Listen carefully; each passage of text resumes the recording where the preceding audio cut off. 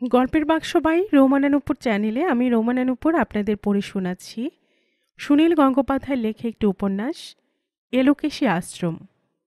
আজ শুনবেন উপন্যাসটির দ্বিতীয় পর্ব।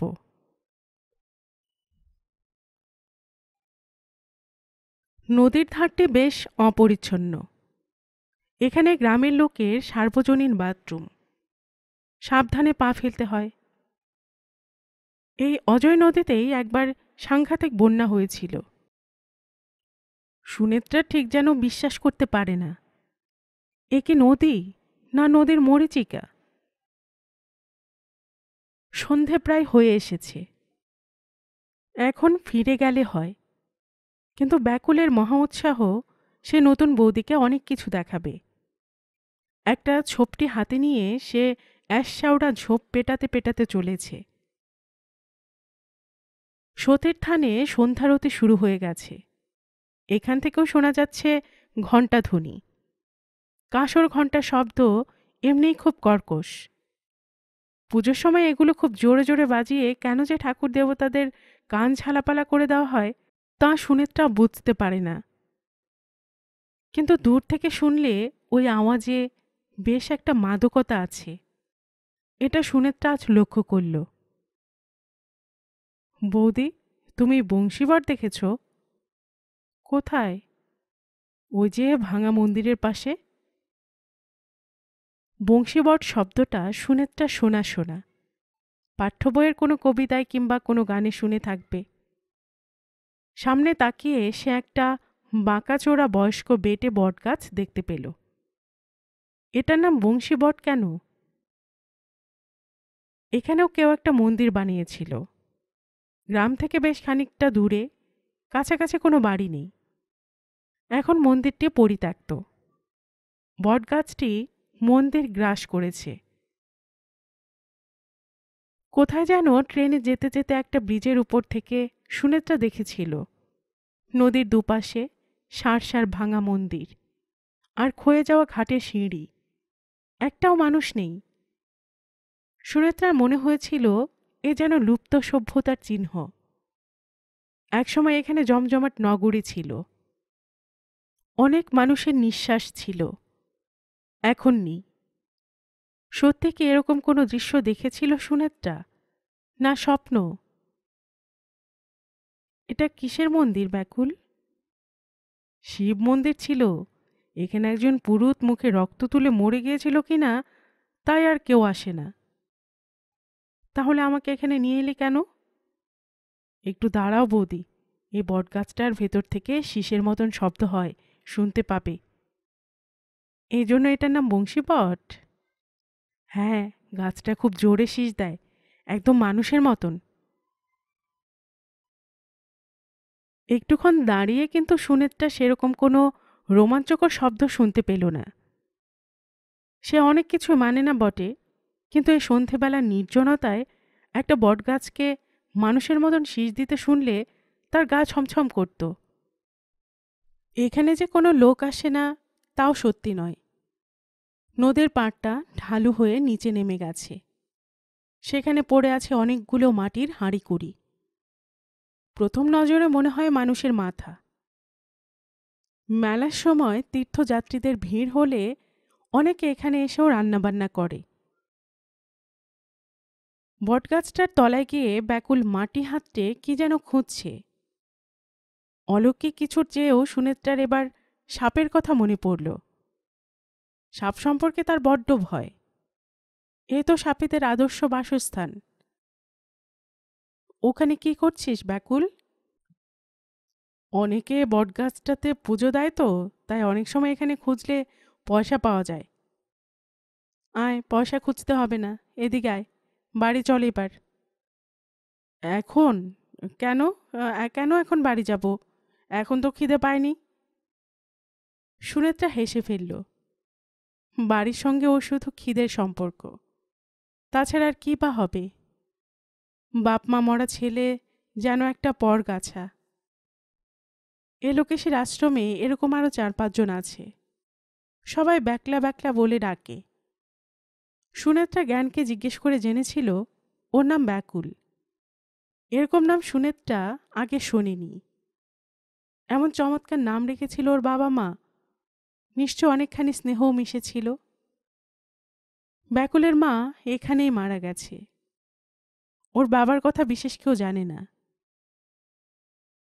বৌদি, আমরা অনেকক্ষণ বাড়ি যাব না। জ্ঞানদা তোমায় খুঁজবে, খুঁজে পাবে না। বেশ মজা হবে। ব্যাকুল, তুই স্কুলে পড়িস না কেন রে? দয়া দিদি আমায় স্কুলে ভর্তি করে দিয়েছিল, আমি পালিয়ে এসেছি। গুণধর ছেলে। জ্ঞানদা তো স্কুলে পড়েছিল, তাহলে জ্ঞানদাকে পুলিশে ধরলো কেন? জ্ঞানদা কি চোর না ডাকাত?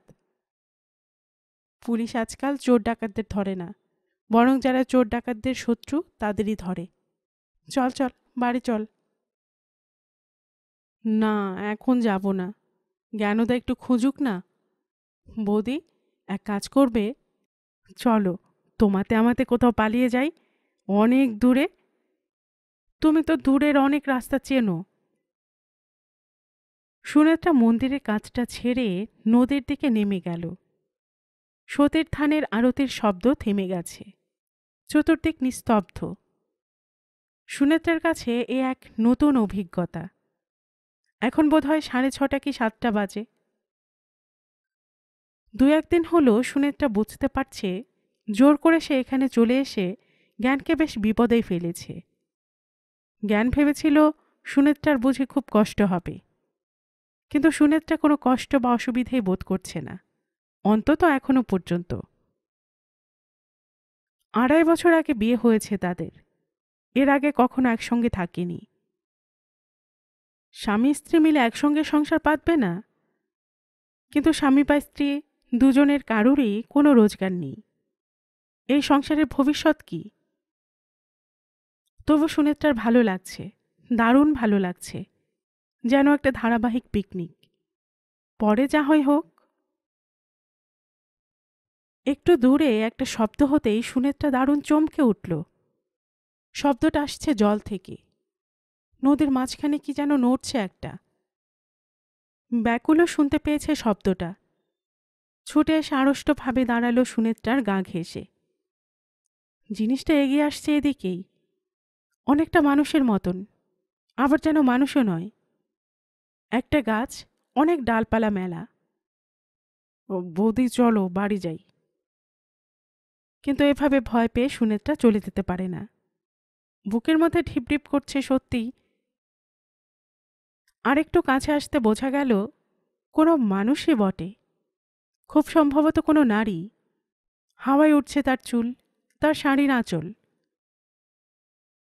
ব্যাকুল ফিসফিস করে বলল, দয়া দিদি, দয়া দিদি, ওপারে বড় শ্মশানে গিয়েছিল, সাবধান কিন্তু। ওরকম করছিস কেন ব্যাকুল? ভয়ের কি আছে? শ্মশানে গেলে দয়া দিদি অন্যরকম হয়ে যায়। দয়া অনেকটা কাছে এসে তীব্র গলায় জিজ্ঞাসা করল, কে ওখানে? সুনেত্রা শান্তভাবে বলল, আমি সুনেত্রা। দয়া আবার বলল, কে? ব্যাকুল বলল, আমি আর নতুন বৌদি, আমি ব্যাকলা। এদিকে আয়। দয়া দিদি, আমি ব্যাকলা, এদিকে আয়। এক পা করে ব্যাকুল এগিয়ে গেল দয়ার দিকে। দয়া তার কান ধরে বলল, বাদর, কেন বৌদিকে অন্ধকারের মধ্যেখানে নিয়ে এসেছিস? মাথায় সবসময় কুবুদ্ধি গজগজ করছে না? সুনেত্রা বলল, ওর দোষ নেই, আমি ওকে বলেছিলাম চলো নদীর ধারে বেরিয়ে আসি। আপনি কি করে জানবেন? আপনি নতুন লোক, এ সময় জায়গাটা ভালো নয়। দয়ার অন্য হাতে একটা শালপাতার ঠোঙা, সেটা ব্যাকুলের দিকে বাড়িয়ে বলল, যা, এটা নিয়ে আশ্রমে ঠাকুর মশাইকে দেখে যা, দৌড়ে যাবি। রাস্তায় যদি আবার কোথাও আটকে যায় তাহলে দেখাবো তোকে মজা। ঠোঙাটা হাতে নিয়ে ব্যাকুল ছুট লাগালো। নদীর জলে ভালো করে পা ধুয়ে নিল দয়া। তারপর বলল, বৌদি, জলের ধার দিয়ে চলুন, ওপরে নোংরা থাকে। সুনেত্রার থেকে দয়া বয়সে 6 বছরের বড়, তবু সে সুনেত্রাকে আপনি বলে, কারণ সুনেত্রা তার দাদার স্ত্রী, গুরুজন। দয়ার ব্যবহারে কোনো অস্বাভাবিকতা নেই।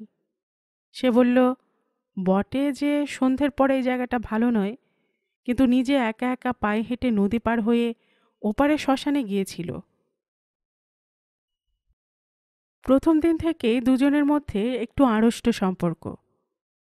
সুনেত্রা যেন দয়ার ভাইকে কেড়ে নিয়েছে। সে আশ্রমের মধ্যে থাকতে চায়নি। শহরে চাকরি করতে গিয়ে রাজনীতির মধ্যে জড়িয়ে পড়েছিল জ্ঞান। সেই সময়ে গোপনে বিয়ে করেছে, তারপর জেলও খেটেছে। এখানকার জগৎ থেকে সে বহু দূরে চলে গিয়েছিল। তারপর সে যখন আবার বউকে নিয়ে এখানে ফিরে এলো, তখন কত আনন্দ। দুঃসাহসী রুক্ষভঙ্গি জ্ঞান একজন খাঁটি পুরুষ মানুষ। তাকে অনেকে এখানে যেমন কিছুটা ভয় করে, তেমন ভালোবাসে। তবু সুরে সুর মিলল না। জ্ঞানের বউ শহরের মেয়ে শুধু নয়, সে নাস্তিক, অমিশুকে। এরকম জায়গায় সে একেবারে বেমানান। সকলের মনে হয় সে অহংকারী। পাশাপাশি হাঁটছে দুজনে। একটা কিছু কথা বলা দরকার, তাই সুনেত্রা জিজ্ঞেস করল, আপনি ওপারে গিয়েছিলেন কেন? দয়া বলল, আমার যখন খুব মন খারাপ হয় আমি ওপারে শ্মশানে চলে যাই। ওদিকে শ্মশানটা খুব নির্জন, ভারী সুন্দর। চুপচাপ বসে থাকতে ভালো লাগে। অন্ধকারে শ্মশানে ভালো লাগে? আমার আবার কাকে ভয়? আমি কখনো হেঁটে কোনো নদী পার হইনি। এ আর কি নদী দেখছেন এখন? দেখবেন বর্ষাকালে। তখন খুব জল হয়। তখন কি করে লোক ওপারে যায়? নৌকোয়। আমি সাঁতরে যাই। সুনেত্রা সাঁতারই জানে না। সাঁতার দিয়ে নদী পারাপার করা তার পক্ষে খুবই রোমাঞ্চকর মনে হয়। দয়া মেয়েটি সম্পর্কে সুনেত্রার মনে কোনো বিরাগ নেই, বরং বেশ কৌতূহলী আছে। এই স্বাস্থ্যবতী মেয়েটি প্রায় একাই একটি প্রতিষ্ঠান চালায়। বেশ কিছু লোকের তো গ্রাসাচ্ছাদনের ব্যবস্থা করেছে। একা শ্মশানে যায়, কালীমূর্তির সামনে ভর হয়। এই মেয়েটির কি কোনো ব্যক্তিগত সুখ দুঃখ স্বাদ আহ্লাদ নেই? সুনেত্রা জানতে ইচ্ছে করে, কিন্তু কিভাবে সে দয়ার মনের মধ্যে ঢুকবে তা বুঝতে পারে না। দুজনের ভাষায় যেন আলাদা। ও ভাবল, মন খারাপ হলে ও শ্মশানে যায়। এ আবার কেমন ধরনের মন খারাপ? হঠাৎ থমকে দাঁড়িয়ে পড়ল দয়া। খুব কাতর গলায় বলল, বৌদি, একটা কথা জিজ্ঞেস করব? হ্যাঁ, নিশ্চয়ই। দয়ার ডান পায়ের বুড়ো আঙুল দিয়ে নদীর ধারে নরম মাটি খুঁড়তে লাগল। আর কোনো কথা বলল না। কি বলুন? আচ্ছা থাক, এখন থাক, পরে কোনো সময় বলবো। আবার পাশাপাশি নিঃশব্দে হাঁটতে লাগলো দুজনে। সুনেত্রারও অনেক কিছু জিজ্ঞেস করার আছে দয়াকে। সেও কিছু বলতে পারছে না। তারও মনে হচ্ছে এখন থাক, পরে অন্য কোনো সময়।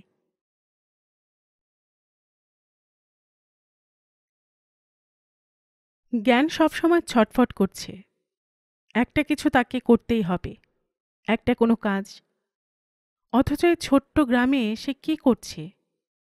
একমাত্র খোলা আছে স্কুল মাস্টারি। তা জ্ঞানের একেবারে পছন্দ নয়। মাস্টারের জন্য যে ধৈর্য দরকার তা জ্ঞানের নেই। সে দুর্গাপুরের MME পাস। জেল খাটার জন্য তার চাকরিটি যায়। আবার দুর্গাপুরে ফিরে গিয়ে অন্য কোনো চাকরি খোঁজার প্রশ্নও ওঠে না, কারণ পার্টি থেকে তাকে নির্দেশ দেওয়া হয়েছে অন্তত বছর দুয়েকের মধ্যে দুর্গাপুরের ধারে কাছে না যেতে। কলকাতার যাদবপুরে এক বন্ধুর বাড়িতে কিছুদিন লুকিয়ে থাকার সময় সুনেত্রার সঙ্গে পরিচয়। সুনেত্রারা 3 বোন, ওদের কোনো ভাই নেই। সুনেত্রার বাবা অনেকদিন বলেছেন ওদের যাদবপুরে বাড়িতে গিয়ে থাকতে, কিন্তু শ্বশুর বাড়িতে ঘর জামাই হয়ে থাকবে জ্ঞান লাহিড়ী। জ্ঞানের ইচ্ছা একটা ছোটখাটো মেশিন টুলের কারখানা বসায়। সে নিজে গায়ে খাটবে, কিন্তু এজন্য মূলধন কোথায় পাবে? উপায় আছে শুধু একটাই। সুনেত্রা ঠিকই বলেছে, আশ্রমে থাকার কোনো মানে হয় না। তারা দুজনেই ধর্মে অবিশ্বাসী, তবু শুধু শুধু আশ্রমের অন্ন ধ্বংস করবে কেন? সেটা অনৈতিক।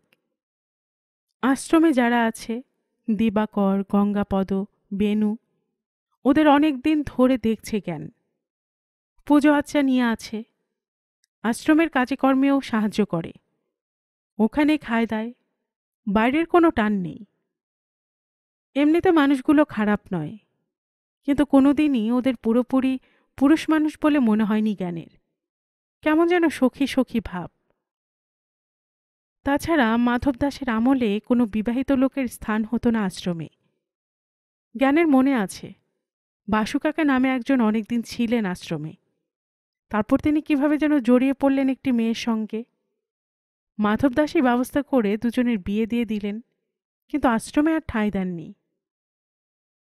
কিন্তু এখানে এসে আশ্রমের বাইরে থাকলেও আশ্রমের সঙ্গে সব সম্পর্ক ঘুচিয়ে দিতে পারে না জ্ঞান। দয়া তার নিজের বোন, দয়ার কোনো বিপদে সে কি সাহায্য না করে পারে? বিশেষত এই তারকদাস এসে নতুন উপদ্রব সৃষ্টি করেছে। সুনেত্রাকে ঠিক বোঝাতে পারবে না জ্ঞান। দয়া তার নিজের যমজ বোন হলেও সে দয়াকে খানিকটা শ্রদ্ধা করে। দয়ার যেসব ব্যাপার স্যাপার দেখে লোকে মুগ্ধ হয়, সেগুলো যে সবই নকল কিংবা ভান নয়, তা তো সে নিজে জানে। ছেলেবেলা থেকে দেখছে। 7-8 বছর বয়স থেকেই দয়া একলা শ্মশানে যায়। প্রথম প্রথম ওকে আটকে রাখার অনেক চেষ্টা হয়েছিল, কিন্তু দয়া নিশুতি রাতে চুপি চুপি পালিয়ে গেছে। ওইটুকু মেয়ের পক্ষে কি এটা স্বাভাবিক? একবার দয়া ভাব সমাধি অবস্থায় কালীমূর্তির সামনে শুয়েছিল। সে সময় দর্শকদের মধ্যে থেকে একজন ডাক্তার স্টেথোস্কোপ লাগিয়ে পরীক্ষা করেছিলেন দয়াকে। তারপর তিনি বলেছিলেন, আশ্চর্য, আশ্চর্য, এর তো নাড়ি বন্ধ হয়ে গেছে, হার্টবিটও পাওয়া যাচ্ছে না। অথচ একটু পরেই দয়া উঠে বসেছিল। আর যাই হোক, দয়া তো কোনো মানুষের ক্ষতি করে না।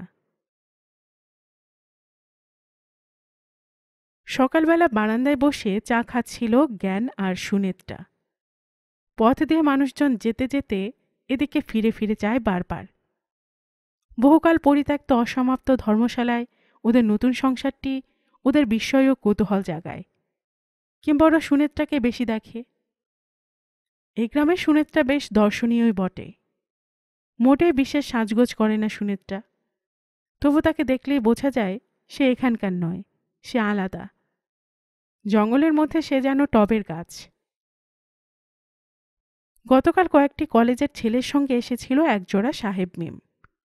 ওরাও এখানে নতুন কিছু নয়, দেখতে দেখতে চোখ সয়ে গেছে। বছর 2 আগে একজন সাহেব তো সতীর থানে সাধু সেজে 6 মাস থেকে গিয়েছিল। কেউ কেউ বলতো ও সাহেব আসলে সাধু নয়, স্পাই। 65 সালে পাকিস্তানের সঙ্গে যুদ্ধের পর স্পাই কথাটা সুদূর গ্রামাঞ্চলেও চালু হয়ে গেছে। সেই সাহেবটি 6 মাস বাদে খুব রক্ত আমাশয়ে ভোগার পর এই জায়গা ছেড়ে চলে যায়। গতকাল সাহেব মেমদের সঙ্গে যে ছোকরা কটি এসেছিল, তারাও ফিরে ফিরে দেখছিল সুনেত্রাকে। তারাও বুঝতে পেরেছিল এ মেয়েটি এখানকার নয়। অধ্যাপকের মেয়ে সুনেত্রার শরীরে তার নিজস্ব এমএ পাশের ছাপ আছে। জ্ঞান বুঝতে পারে সুনেত্রা আসলে খুব রোমান্টিক। কোনোদিন গ্রামে থাকেনি, তাই শখ করে এখানে এসেছে। দুম করে জ্ঞানকে বিয়ে করতে রাজি হওয়াও সেই রোমান্টিক স্বভাবেরই ফল। তাড়া খাওয়া জন্তুর মতন পলাতক অবস্থায় জ্ঞান নিতান্ত যৌন ক্ষুধাতেই সুনেত্রার প্রতি প্রথমে আকৃষ্ট হয়েছিল। পশুরা দাঁত নখ দিয়ে আক্রমণ করে, মানুষ ব্যবহার করে ভালোবাসার ভাষা। রাস্তায় চলন্ত মানুষের মধ্য থেকে একজন এগিয়ে আসে এই বাড়ির দিকে। লোকটির হাতে একটি কুড়ুল। এর নাম ভূষণ ভুইমালি। ভূষণ কাছে এসে বলল, ও জ্ঞান, একটু শুনবে নাকি এদিকে? যারা ছেলেবেলা থেকে চেনে তারা জ্ঞানকে নাম ধরেই ডাকে। এই ভূষণের বাড়ির গাছের জামরুল খাওয়ার জন্য জ্ঞান স্কুল বয়সে কতবার গেছে। কি হলো ভূষণদা, এদিকে এসো না। ভূষণ উঠোনের খুঁটিটায় হাত দিয়ে দাঁড়ায়। জারুল গাছটারে কাটতে হবে নাকি? কোন জারুল গাছ? ওই যে আশ্রমে, গোয়াল ঘরের পাশে। কেন, সেটাকে কাটতে হবে কেন? আমায় যে সকালবেলা খবর দিল একজন, সেই জন্য তো যাচ্ছি। ভাবলুম তোমাকে একবার জিগিয়ে যাই। সুনেত্রা এক ঝলক দৃষ্টি নিক্ষেপ করল জ্ঞানের দিকে। একটা সামান্য গাছ কাটা হবে কিনা সেজন্য জ্ঞানের পরামর্শ নিতে হবে? জ্ঞান কি আশ্রমের সঙ্গে এতখানি জড়িত? জ্ঞান কিন্তু চঞ্চল হয়ে উঠল। ব্যাপারটা মোটেই সামান্য নয়। গাছপালার প্রতি খুবই আকর্ষণ ছিল মাধব দাসের। নিজের হাতে তিনি অনেক গাছ পুঁতেছেন। কেউ কোনো গাছের ডাল ভাঙলে কিংবা পাতা ছিঁড়লে তিনি খুব রেগে যেতেন। জ্ঞানের তো মনেই পড়ে না কোনোদিন সে ওই আশ্রমের কোনো গাছ কাটতে দেখেছে কিনা।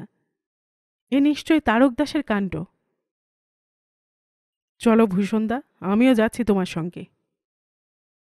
সুনেত্রার এটা পছন্দ না হলেও সে নিষেধ করবে না। সে বরং উঠে গিয়ে জ্ঞানের একটা জামা এনে দেয়। জ্ঞান প্রথমে একটা সিগারেট ধরায়। আশ্রমিক গেটের সামনেই বেঞ্চটায় বসে আছে তারক দাস। আজ তার গায়ে গেঞ্জি, ধুতিটা লুঙ্গির মতন পরা। তারক দাসের বুকের লোম গেঞ্জি ফুঁড়ে বেরিয়ে আসছে। তার বাম বাহুতে বেশ বড় একটা সোনার তাগা। দুজনকে একসঙ্গে ঢুকতে দেখেও সে জ্ঞানকে কিছু না বলে ভূষণকে উদ্দেশ্য করে বলল, তুমি এসে গেছো, কাজ শুরু করে দাও। জ্ঞান বলল, হঠাৎ গাছটা কাটা হবে কেন? তারকদাস বলল, ওই যে গোয়াল ঘরের পাশে বুড়ো জারুল গাছটা, ওটা কেটে ফেলুক। ওই গাছটাকে জন্ম থেকে দেখছে জ্ঞান। খুব সম্ভবত এই আশ্রম বা মন্দির প্রতিষ্ঠার অনেক আগে থেকে আছে। অনেক ডালপালা মেলা ঝুপসি গাছ, কয়েকটা বেশ সুন্দর অর্কিডও আছে। সোনালি সুতোর মতন এক ধরনের পরগাছা হয় ওটাতে। ছোটবেলায় জ্ঞান ওই সুতো দিয়ে খেলা করেছে। কেন, ওটা কাটা হবে কেন? দেখো যে গাছটা গোয়াল ঘরটাকে একেবারে ঢেকে আছে, সেজন্যই গোয়াল ঘরে একেবারে রোদ্দুর ঢোকে না। ওতে মশামাছি বেশি হয়, গরুর স্বাস্থ্য ভালো থাকে না। জ্ঞান গাছটার দিকে তাকিয়ে একটু চিন্তা করতে লাগলো। লোকটি কি কথাগুলো ঠিক বলছে? গাছের জন্য রোদ্দুর ঢোকে না? রোদ্দুর কি শুধু মাথার উপর দিকে আসে? আরও একটা কথা, ও গাছটা থেকে অনেক কাঠ পাওয়া যাবে। ভাবছি আরও গোটা কতক বেঞ্চি বানাবো। মানুষজন অনেক দূর থেকে হেঁটে হেঁটে আসে, বসবার জায়গা পায় না। এখানে এসে তবু বিশ্রাম করতে পারবে। দেখো, তখন সতীর থানের চেয়ে এখানে বেশি লোক আসবে। এ লোকেশে আশ্রমের সম্পূর্ণ কর্তৃত্বই যেন এখন তারক দাসের হাতে। দিবাকর আর রসিক ঠাকুর একটু দূরে দাঁড়িয়ে গুজর গুজর ফুসুর ফুসুর করছে। গাছ কাটার ব্যাপারে ওদেরও আপত্তি, কিন্তু মুখে কিছু বলার সাহস নেই। এর আগে কয়েকবার একদিন দুপুরে এসে পরদিন সকালেই ফিরে গেছে। এবার এসে 5-6 দিন ধরে গ্যাঁট হয়ে বসে আছে আশ্রমে, চলে যাওয়ার নামও নেই। গাছ কাটার কথা দয়া জানে? দয়া মাকে তো সকাল থেকে দেখছি না। দয়া অতি ভোরে বাসি কাপড় নিয়েই নদীতে স্নান করতে যায়। তারপর একদিন সে সতীর থানে গিয়ে অনেকক্ষণ বসে পুজোর ব্যবস্থাপনায় সাহায্য করে। এটা বলা যেতে পারে দয়ার একটা কৌশল। দুই মন্দিরের সেবায়িতদের মধ্যে রেষারেষি হতেই পারত, বিশেষত এলোকেশীর মন্দিরের যেমন সুনাম ছড়াচ্ছে দিন দিন, কিন্তু সেরকম হতে পারেনি দয়ার জন্যই।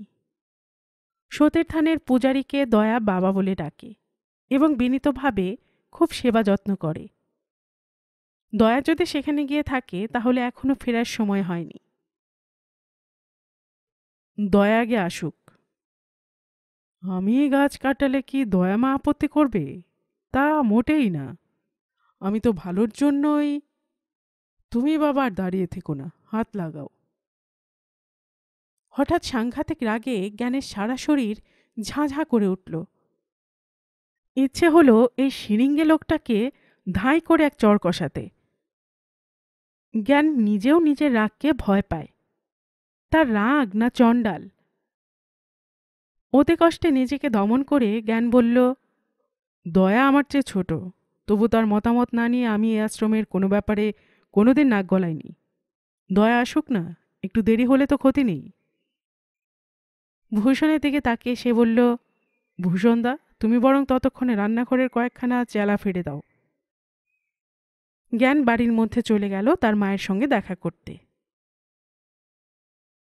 দিনময়ী উড়ু পর্যন্ত কাপড় তুলে প্রদীপের জন্য সলতে পাকাচ্ছে। সারাদিন বলতে গেলে তার এটাই একমাত্র কাজ। এত সলতে এই আশ্রমের পুজো লাগে না। মেলার সময় কিংবা অন্য অন্য বিশেষ উৎসবে এই আশ্রমের বাইরে চাটাই পেতে দিবাকর আর অন্তরা মাটির প্রদীপ আর সলতে বিক্রি করে। তীর্থযাত্রীরা এই মন্দিরের কিংবা সতীর থানের প্রদীপের আলোয় নিজেদের প্রদীপ জ্বেলে খুব সাবধানে হাত আড়াল করে নিয়ে যায় নদীর ধার পর্যন্ত। তারপর জলে সেই প্রদীপ ভাসিয়ে দেয়। এটা এখানকার অনেক কালের প্রথা। মা, তুমি ওই তারক দাসকে আগে চিনতে? বলছে তো এখানে আগে অনেকবার এসেছে। বলছে যে মাধব বাবাজির ভাই। সে তো ও বলছে, তুমি ওকে আগে দেখোনি? কি জানি বাবা, অত শত মনে নেই। আমাদের বাবাজির কোনো ভাই ছিল? তা ছিল বটে, একজন না দুজন। বাবাজির দেশ ছিল কোথায়? সে আমি জানি না, দয়া বোধ হয় জানে। দয়াকে তো উনি সব বলতেন। জ্ঞান বুঝে গেল তার অবলা মায়ের কাছ থেকে বিশেষ কিছু জানবার আশা নেই। ছাদে উঠে একটুক্ষণ পায়চারি করতে করতে জ্ঞানের মনে হলো সুনেত্রার কথা শুনে ঝোঁকের মাথায় এখানে এসে বাড়ি না করাই তার উচিত ছিল। এখানে থাকলে তাকে জড়িয়ে পড়তেই হবে। তার চেয়ে সুনেত্রাকে আর কিছুদিন তার বাপের বাড়িতে রেখে দিলে এর মধ্যে সে অন্য কোথাও একটা কিছু রোজগারের ব্যবস্থা করে নিতে পারত ঠিকই। ছাদে ঘুরে ঘুরে বাতাস লাগিয়ে জ্ঞান তার রাগটা কমাতে চাইছে। একটু পরে সে দেখতে পেল দয়াকে। সতীর থানের জায়গাটা একটা উঁচু ঢিবির মতন। সেখান থেকে ঢালু পথ দিয়ে নেমে আসছে দয়া। আছে একটা গেরুয়া শাড়ি পরেছে। তার হাতে একটা মাটির সরায়, ফুল, বেলপাতা, প্রসাদ। একটুক্ষণ অপেক্ষা করে দয়াকে গেট দিয়ে ঢুকতে দেখে নিচে নেমে এলো জ্ঞান। গাছ কাটা হবে কেন? পুরনো গাছ কোনোদিন পড়ে উল্টে যাবে। গাছ কাটা হবে কেন?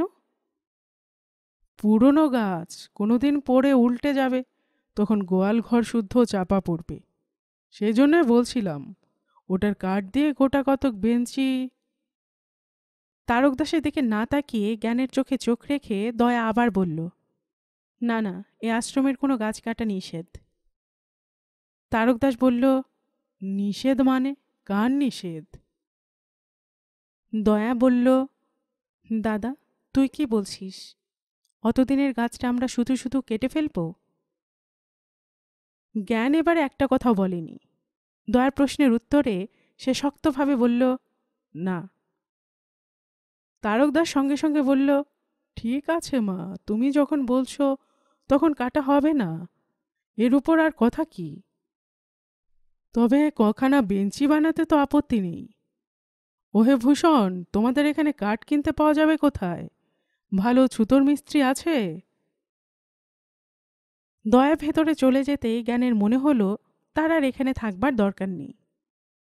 সে পা বাড়াতেই তারকদাস বলল, জ্ঞান, যেও না, তোমার সঙ্গে আমার গোটা কত কথা আছে। লোকটিকে অগ্রাহ্য করবার জন্যই জ্ঞান বলল, আমি এখন একটু ব্যস্ত আছি, একবার বোলপুরে যেতে হবে। একটু পরে যেও। না, আমি বিকেলের দিকে আবার আসব। আশ্রম থেকে বেরিয়ে পকেটে হাত দিয়ে জ্ঞান সিগারেটের প্যাকেটটা বের করল। আর মাত্র একটা সিগারেট আছে। বিষ্ণু ভাণ্ডারে বেশ কিছু ধার জমে গেছে। কি করে তা শোধ করা যাবে তার ঠিক নেই। সুনেত্রার কাছে ওর নিজস্ব জমানো টাকা আছে, জ্ঞান জানে। কিন্তু জ্ঞান লাহিড়ী স্ত্রীর টাকায় সংসার চালাতে চায় না। বিষ্ণু ভাণ্ডারের ছোকরাটা এটা সেটা ছুতো দেখিয়ে এর মধ্যে অনেক জিনিস দিতে অস্বীকার করেছে। এরপর সিগারেট চাইলে কি দেবে?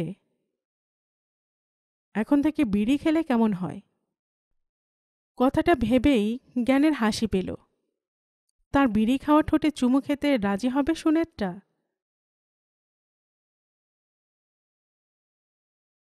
ব্যাকুল বলল, জানো তো বৌদি, সাংঘাতিক কাণ্ড হয়েছে আশ্রমে। সুনেত্রা চিঠি লিখতে বসেছিল তার বাবাকে। চোখ তুলে সন্ত্রস্তভাবে জিজ্ঞেস করল, কি হয়েছে? তুমি জানো না? দারুণ ব্যাপার। কি হয়েছে বল না। জ্ঞানদা ওই লোকটার নাকে টেনে এক ঘুষি মেরেছে। হ্যাঁ? কাকে? ওই যে তারক দাস। ও কি জ্ঞানদার সঙ্গে পারে কখনো? জ্ঞানদা তো গুন্ডা, গায়ে কত জোর। উফ, কত রক্ত যে বেরিয়েছে। সে কি রে, তুই দেখেছিস? হ্যাঁ, নিজে চোখে দেখলুম। কেন? মারামারি করতে গেল কেন? তা কি জানি। একখানা ঘুষি মারার পর জ্ঞানদা বলল, ফের যদি ওরকম কথা বলেছ তো তোমার সব কটা দাঁত আমি ভেঙে দেব। উঠে দাঁড়িয়ে আঁচলটা কোমরে গুজে সুনেত্রা বলল, চল আমার সঙ্গে, আমি যাব ওখানে। তুমি যাবে? না না, তোমার এখন যেতে নেই। এ সময় বউদের যেতে নেই। দামু কাকা তার ভাইদের সঙ্গে একদিন ঝগড়া করছিল। সে সময় দামু কাকার বউ পেছন থেকে এসে তার হাত টেনে ধরল।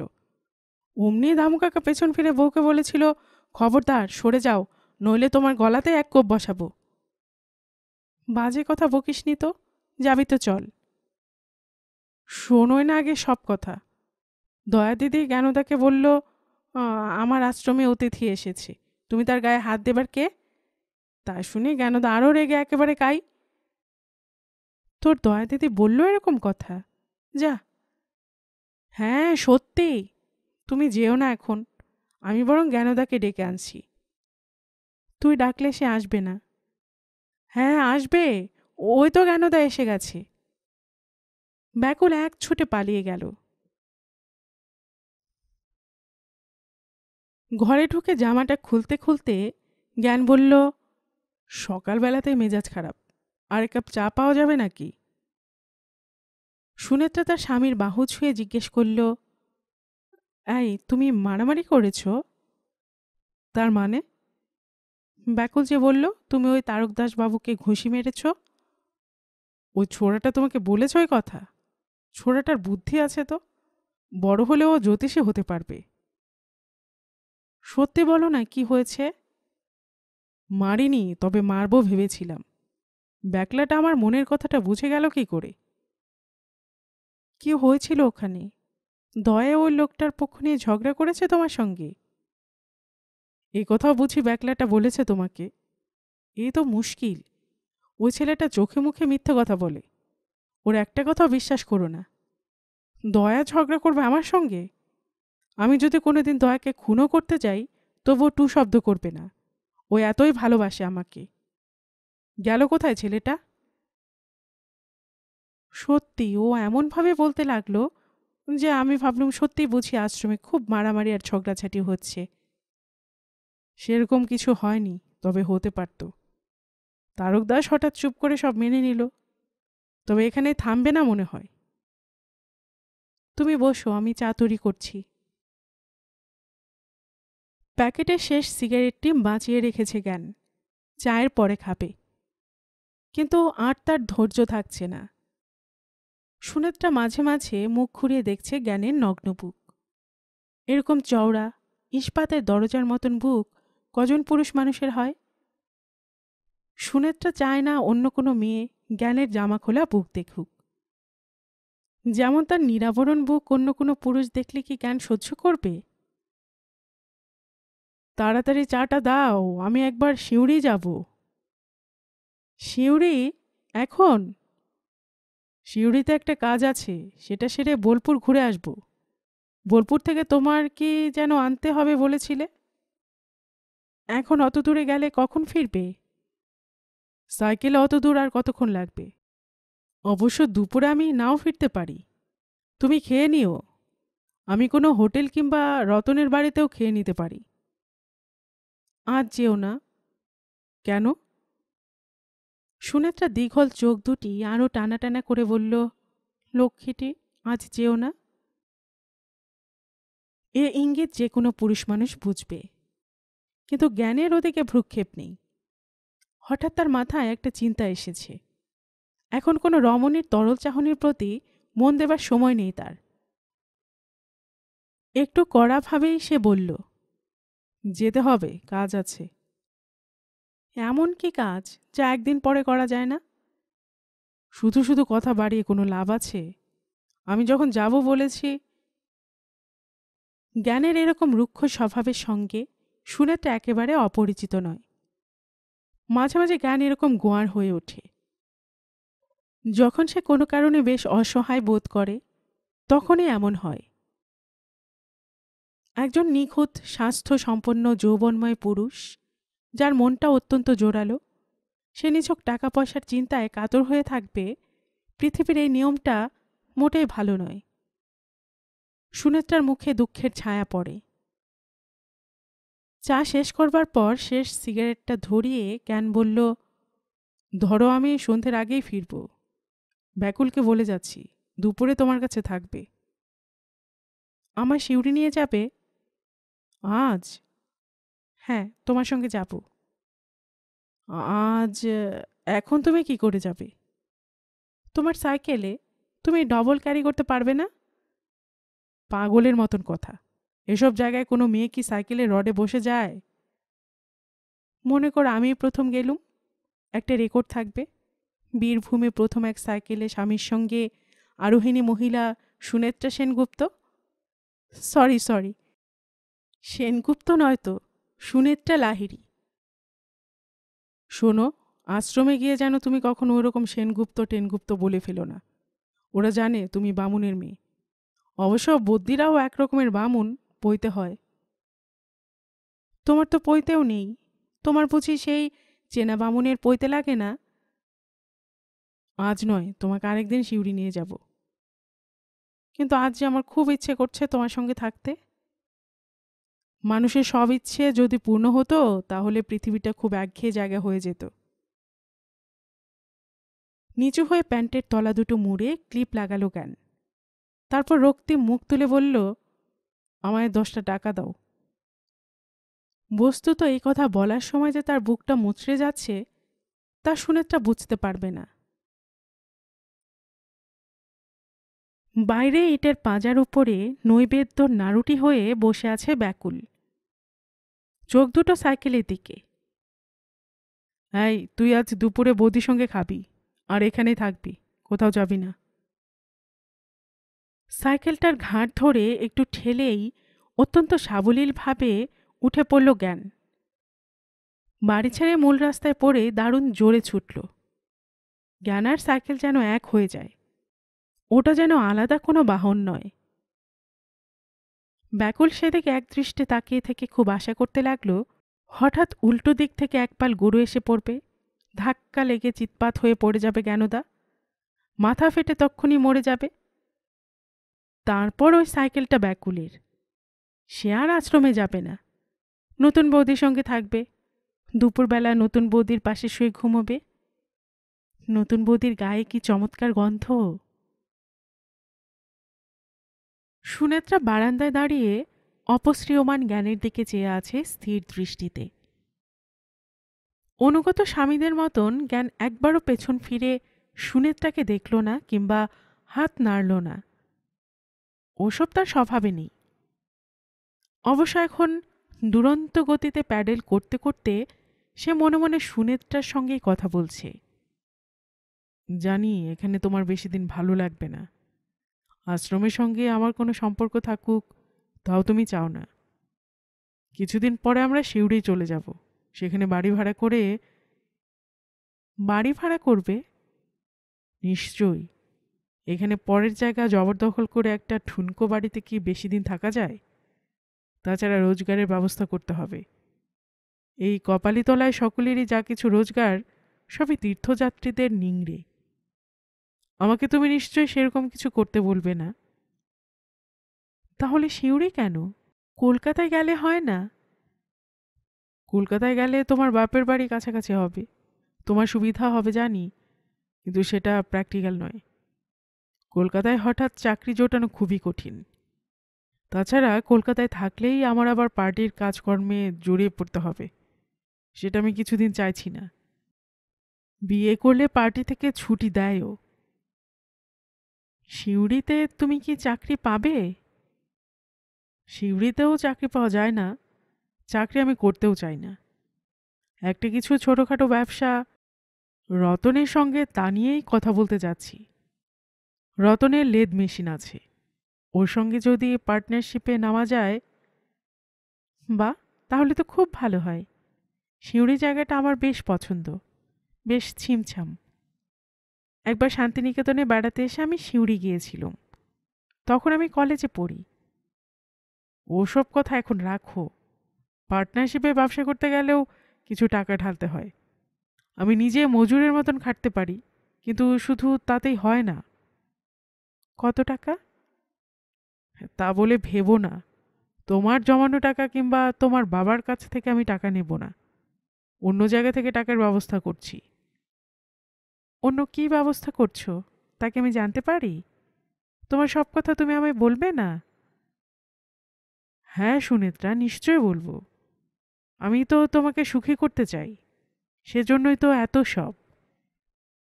রতন বলছিল টাকার অভাবেও কাজ বাড়াতে পারছে না, ব্যাংক থেকে লোন পাওয়ার অনেক চেষ্টা করছে।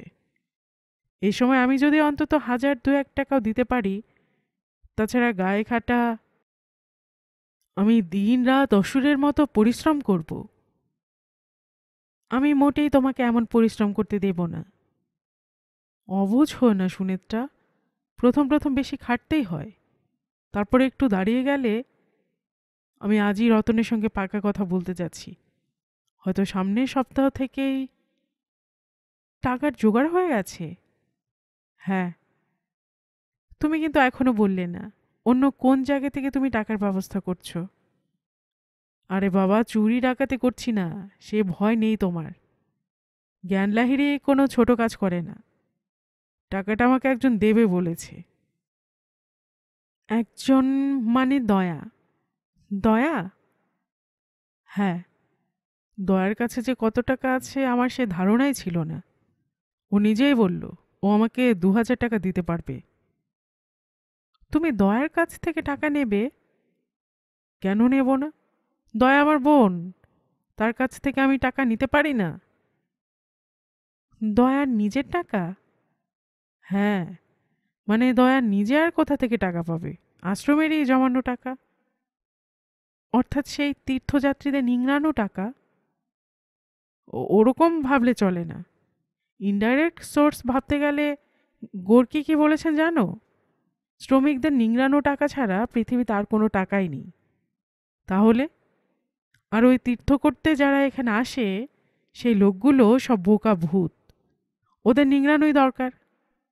যাদের এত পাপের ভয় কিংবা পরলোকের ভয়, তাদের মাথায় হাত বুলোনো দোষের নয়। সে যাই হোক, দয়ার টাকা মানে আশ্রমের টাকা।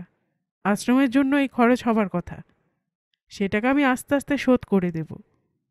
1 বছরও লাগবে না। যদি তোমার কারখানা না চলে? কেন চলবে না? আগে থেকে এরকম ভাবতে নেই। শোনো সুনেত্রা, আমার আত্মবিশ্বাস আছে, আমি যে কাজে হাত দিই কখনো ব্যর্থ হয় না, তা আমি জানি। তবে লোকে কিন্তু আমায় মিস্ত্রি বলবে। মিস্ত্রির বউ হতে তোমার আপত্তি নেই তো? তুমি এমএ পাস। আর লোকে যদি তোমায় কারখানার মালিক বলে? কারখানার মালিক? এমন গাল ভরা কথা যে শুনলেই মনে হয় বিরাট ব্যাপার। আমার কারখানা মানে 2খানা টিনের ঘর আর 4-5 জন লোক। ছোট থেকে তো বড় হয়। ধরো যদি একদিন, আমিও একদিন টাটা বিড়লা। পাকা রাস্তায় এসে প্রথম দোকানটি দেখেই থেমে পড়ে জ্ঞান 1 প্যাকেট সিগারেট কিনল। 10 টাকার বদলে সুনেত্রা 20 টাকার একটা নোট দিয়েছে। জ্ঞান তক্ষুনি শপথ নিল শুধু তার বোনের টাকায় নয়, সুনেত্রার টাকাও সে একদিন গুনে গুনে ফেরত দেবে।